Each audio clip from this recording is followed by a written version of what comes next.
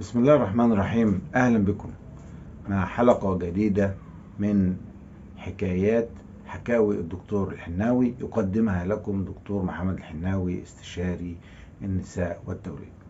الحلقة النهاردة بعنوان فك النص اللي تحت وخيطه زي اللي فوق.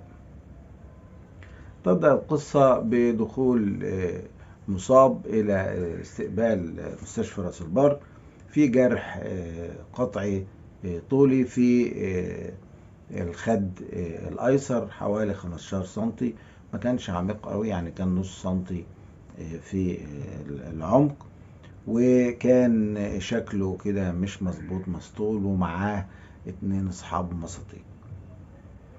وأياميها كنت نايب، وكنت بقى اللي كان موجود في المستشفى بيبقى نبطشي بيشتغل كل أنواع التخصصات، أطفال وبطنة وجراحة وعظام وكل حاجة. فقلت له أنا هديك بنج موضعي وهعمل لك الغرز دي غرز سحرية ما تبانش. فقال لي طيب.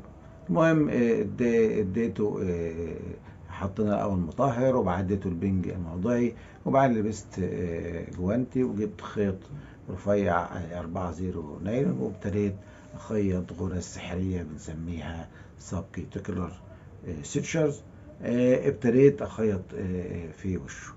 المهم كان الموضوع ماشي كويس لحد ما عديت النص بشويه، نص الجرح، فلقيته هاج وقال لي لا خلاص انا مش فاضي اقعد كتير وانا متضايق، خلصني واعمل اي غرز بسرعه عشان انا خلاص اتخنقت. طبعا اصحابه شكلهم مش مظبوط، فقمت انا عامل عقده في عن نص الجرح، وابتديت اخد بقيه الجرح غرز بسيطه صغيرة جنب بعضها عشان تبقى بسرعة، اخد الغرزة واقوم رابط لحد ما خلصنا الجرح، وحطينا مطهر وحطينا شاش وقطن وبعدين بلاستر. وقلت له هتيجي تغير كل يومين وتفك على الرابع عشان ده الوش الغرز ما تقعدش اكتر من كده، وده نالون ضغط حيوي.